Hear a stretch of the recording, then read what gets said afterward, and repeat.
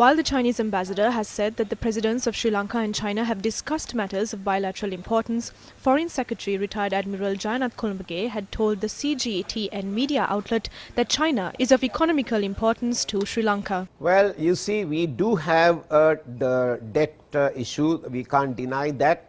The debt to GDP ratio in Sri Lanka, I'm talking about the external debt to GDP ratio in Sri Lanka, is about 86%, which is very high for a developing country.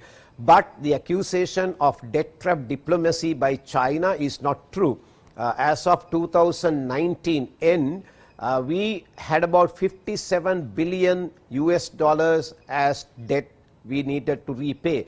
But out of that 57 billion, less than 9 billion we have taken from China. So therefore, this debt trap is not true. But of course, we are a democratic country. Within the country also there are different opinions.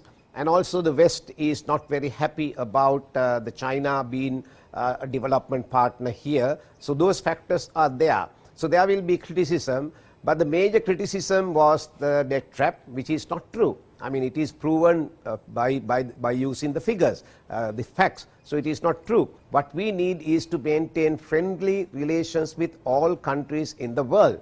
And China is very important economically because the investment and the undertaking of mega infrastructure projects, China is of critical importance to our economy. If you take, for example, the Hambantota port, and we need to complete that project because there is one more phase to be completed, the phase 3, that is undertaken by the Chinese companies. And then also we have another mega project called the Port City project, and that is also handled by Chinese companies, I think China Harbour Engineering Corporation. So we welcome investment. We welcome investment from anywhere, whether it is West, whether it is East, whether it is Middle East, Africa. We need investment. Because of the debt situation, we are not interested right now in taking more loans, because if we take loans, we have to pay. What we are now interested is attracting foreign direct investment by using the strategic location, by using the location of the country across the busiest shipping lanes.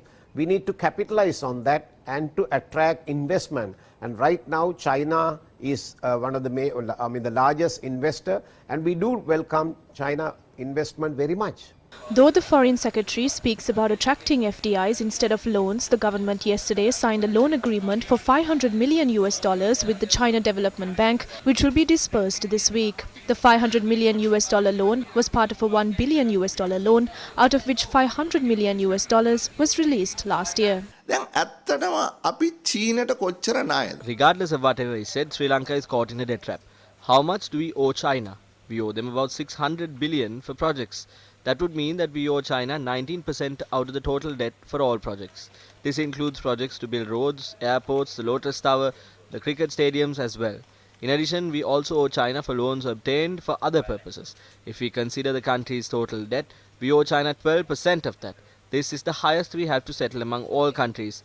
This is the reality. We export only 2% of goods to China, but the highest amount of imports are from China. China accounts for more than 20% of our imports. Sri Lanka has continued to owe China a massive amount of debt. Therefore, the assistance that can be given by China to settle the debt is limited.